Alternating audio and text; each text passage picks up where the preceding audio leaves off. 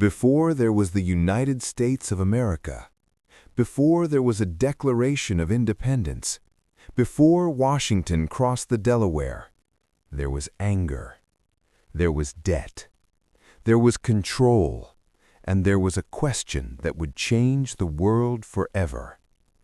Who has the right to rule?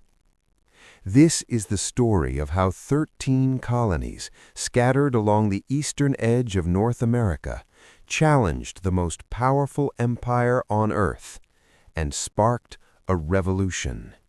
In the early 1700s, the British Empire stood as a global titan. Its navy ruled the seas. Its merchants controlled trade routes.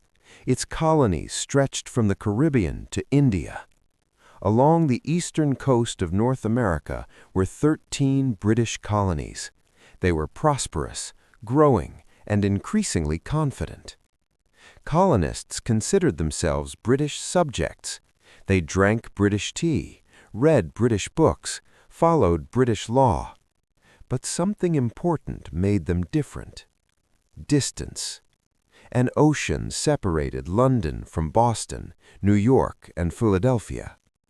Because of this distance, the colonies had developed a tradition of self-government. Colonial assemblies passed local laws. Taxes were managed locally. Daily life was mostly free from direct British interference. For decades, Britain practiced what historians call salutary neglect. As long as trade flowed and loyalty remained, London largely looked the other way. But this balance would not last. In 1754, conflict erupted between Britain and France in North America. The struggle, known in America as the French and Indian War, was part of a larger global conflict called the 7 Years' War. British colonists fought alongside British regular troops. A young officer named George Washington gained early military experience in this war.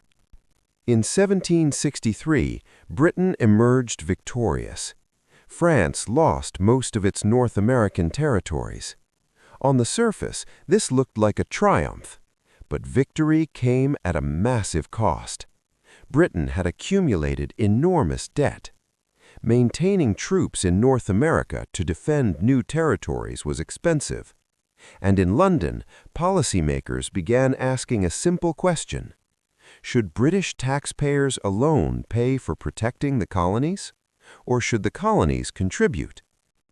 In 1765, Parliament passed the Stamp Act. For the first time, colonists were directly taxed by Parliament. Printed materials, newspapers, legal documents, playing cards required an official stamp.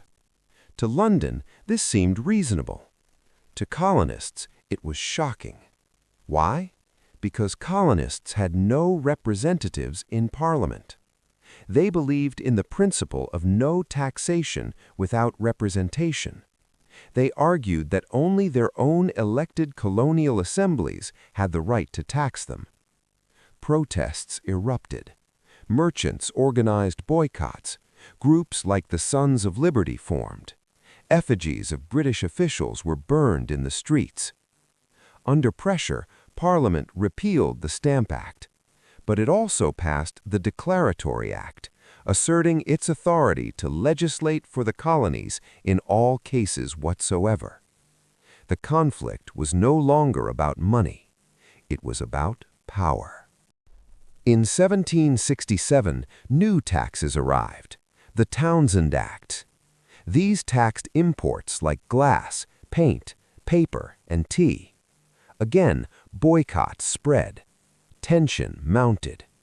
British troops were sent to Boston to maintain order. To colonists, the presence of soldiers in their cities felt like occupation. In March 1770, tensions exploded. A confrontation between colonists and British soldiers ended in gunfire. 5 colonists were killed. This event became known as the Boston Massacre.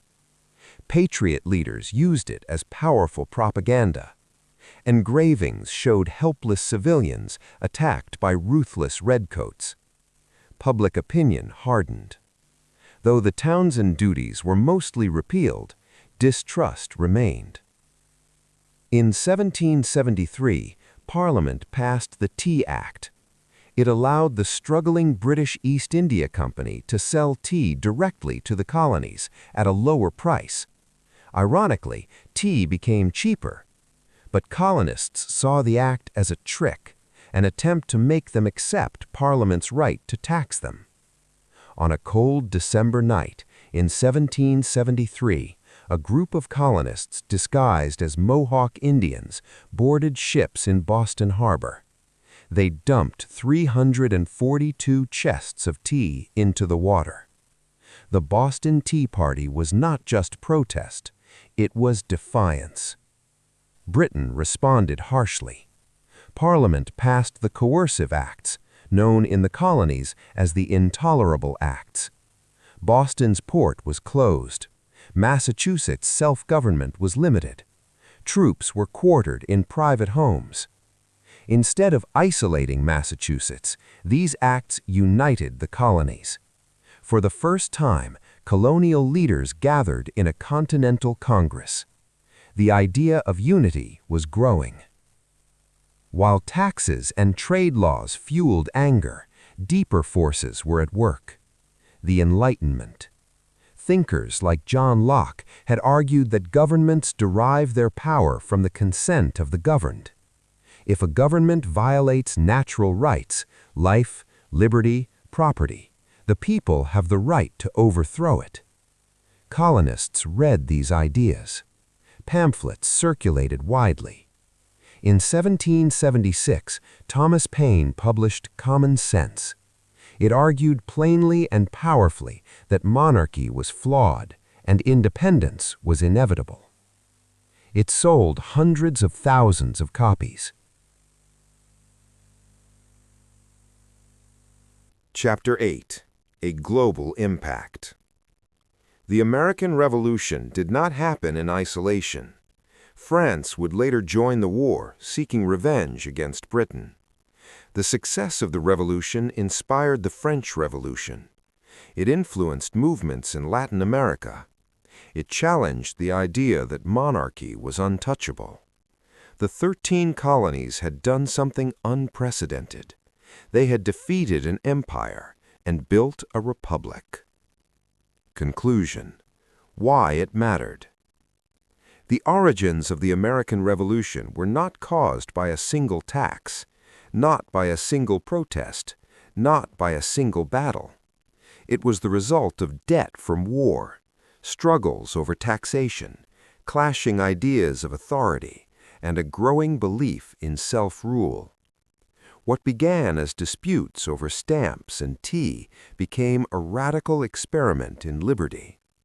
The revolution reshaped the Atlantic world, and it left behind a question that still echoes today. When does protest become revolution? When does loyalty turn into independence? And who truly holds power, the rulers or the people?